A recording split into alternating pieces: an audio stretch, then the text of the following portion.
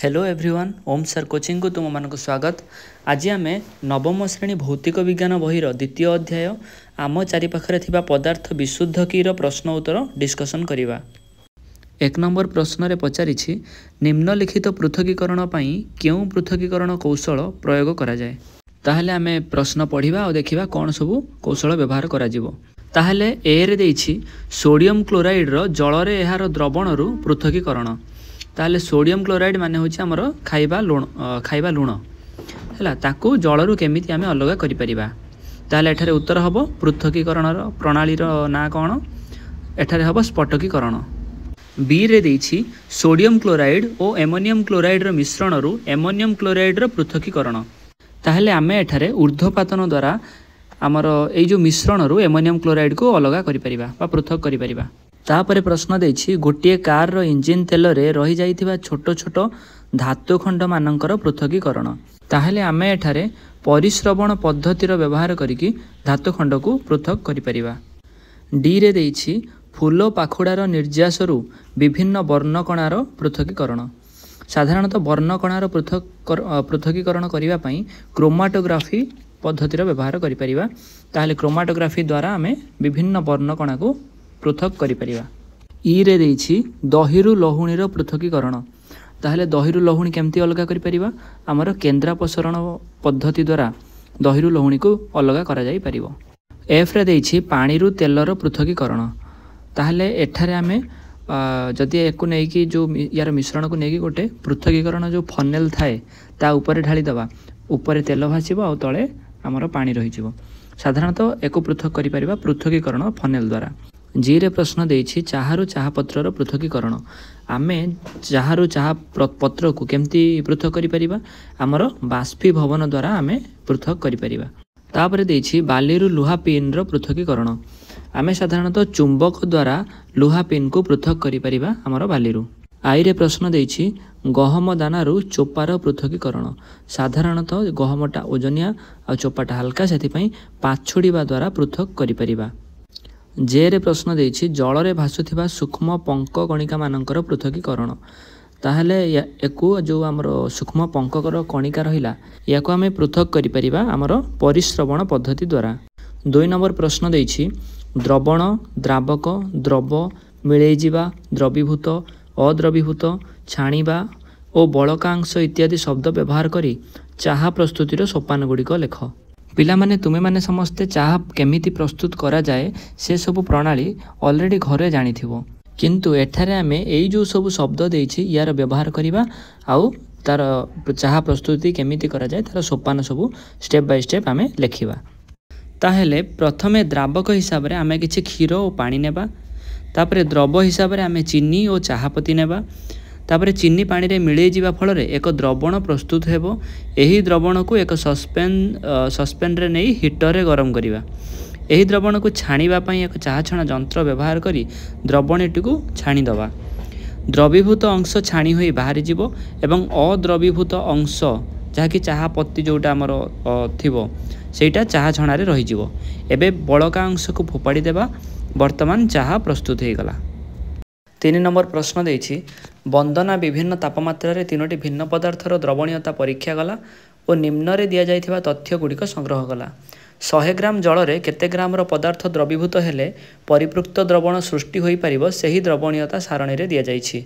ताहले वंदना एठारे द्रवीभूत पदार्थ भितरे potassium nitrate, sodium chloride, potassium chloride, ammonium chloride भली पदार्थ को नेछि एवं तापरे से भिन्न भिन्न तापमात्रा रे केते परिमाणर द्रवीभूत पदार्थ 100 ग्राम जल रे मिसी परिपृक्त द्रवण सृष्टि होछि ताहाको से परीक्षा करिछि।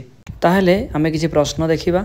3 नंबर ए रे प्रश्न देछि 313 केल्विन तापमात्रा रे 50 ग्राम जल रे पोटासियम नाइट्रेट रो एक पृक्त द्रवण तयारी पई केते वस्तुत्वर पोटासियम नाइट्रेट आवश्यक हेबो।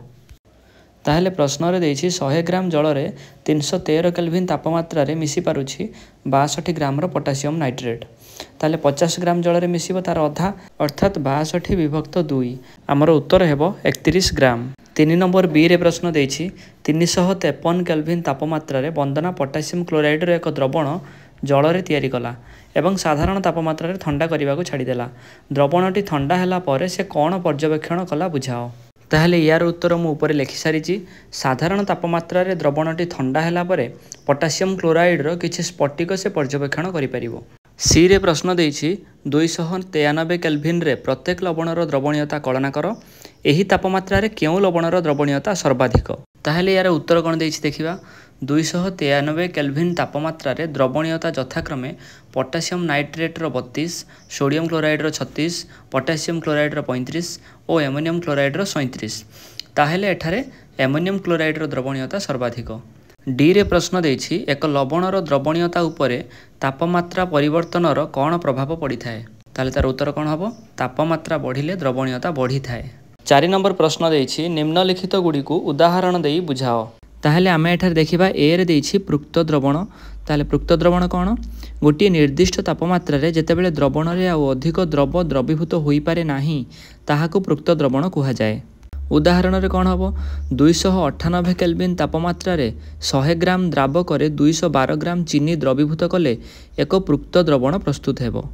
एबे आमे देखिबा विशुद्ध पदार्थ कोन। केवल गोटी प्रकार अणु को नै गठित पदार्थ को विशुद्ध पदार्थ कहंती यथा मौलिक एवं यौगिक। तापरे सी रे देछि कलॉइड। कलॉइड एक असम जातीय मिश्रण जेमति कि हमर क्षीर एवं रक्त। डी रे देछि सस्पेंशन। द्रवक रे जेउ द्रव द्रवीभूत हुए नाही ओ खाली आखि को देखा जाए ताहाको सस्पेंशन कुहा जाए जेमति कि हमर बन्या जल। 5 नंबर प्रश्न देछि निम्नलिखित प्रत्येक को समजातीय और असमजातीय मिश्रण भावे श्रेणी विभाग कर। ताहेले एठारे समजातीय मिश्रण भितर आसीबे सोडा पानी, छणा चाहा, वायु एवं विनेगार। असमजातीय मिश्रण भितर आसीबे काठ एवं माटी। 6 नंबर प्रश्न देछि तुमको दिया जाइथिबा एक रंगहीन तरल विशुद्ध पानी बोली किपरि जानिबो। उत्तर रे कोन लिखिबा। रंगहीन तरल रे लाल और नील लिटमस बुडाइले जदि सेमानकर रंग परिवर्तन हेउ नाही ताहेले ताहा अम्लीय नुह कि क्षारीय मध्य नुह।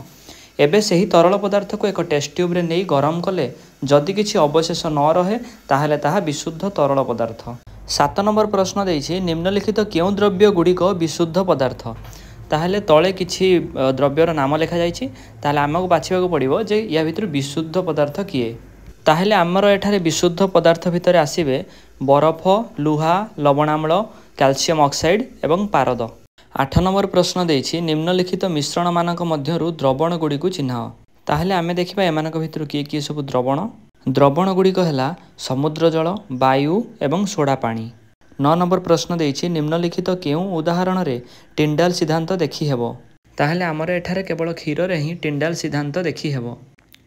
10 नंबर प्रश्न देछि निम्नलिखित द्रव्य गुडी को मौलिक, यौगिक और मिश्रण भावे श्रेणी विभाग कर। ताहेले आमर एठारे मौलिक रे आसीबे सोडियम, रूपा, टीण एवं सिलिकॉन। यौगिक रे आसीबे साबुन, मिथेन, कैल्शियम कार्बोनेट एवं कार्बन डाइऑक्साइड। मिश्रण रे आसीबे माटी, चीनी द्रवण, कोयला, वायु एवं रक्त। एबे 11 नंबर प्रश्न देछि निम्नलिखित मध्यरु केउ गुडी को रासायनिक परिवर्तन। आमे रासायनिक परिवर्तन काहाको कहिबा जेउ परिवर्तन रे आमे कोनोसी वस्तुर मूल रूप को पाई परिबा नाही ताहले ताहाको आमे कहिबा कोन रासायनिक परिवर्तन। ताहले आमे एठार देखिबा किए किए सब रासायनिक परिवर्तनर उदाहरण। या भितरु एक गच्छर वृद्धि, लुहारे कलंकी लागिबा, तापरे हमर खाद्य रांधिबा, तापरे खाद्य हजम हेबा, तापरे मोहम्बती जळिबा ए सबु हेउछंती रासायनिक परिवर्तनर गोटे गोटे उदाहरण। ताहले ए थिला आजिर भिडियो। जदि भिडियोटी भल लागि थाए ताहले भिडियो को लाइक करंतु एवं एमिति सबु विषयर प्रश्न उत्तर पाइबा पई ओम सर कोचिंग चैनल को सब्सक्राइब करि दियंतु।